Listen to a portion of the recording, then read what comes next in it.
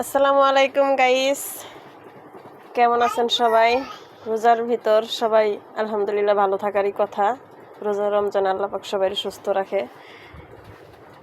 এই যে দেখেন, এটা হলো ঈদের জামা আমার বড় মেয়ের। এই জামাটা পাকিস্তানি জামা।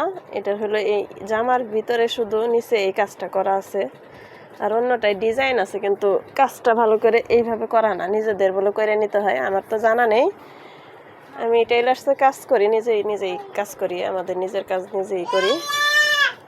কিন্তু আমার জানা ছিল না যে এই কাজগুলো করা লাগে। আমাদের বাচ্চা আছে, তারা আর কি বলতে চায় শেষেরে যে এই কাজগুলো এভাবে করা যায়, এই আগুন দিয়ে বলে করা যায়। আমি জানি না, কিন্তু আমি ভয়তে আর কি ওদের দিতেছি না যে এরকম না তোরা পুরাই ফেলবি।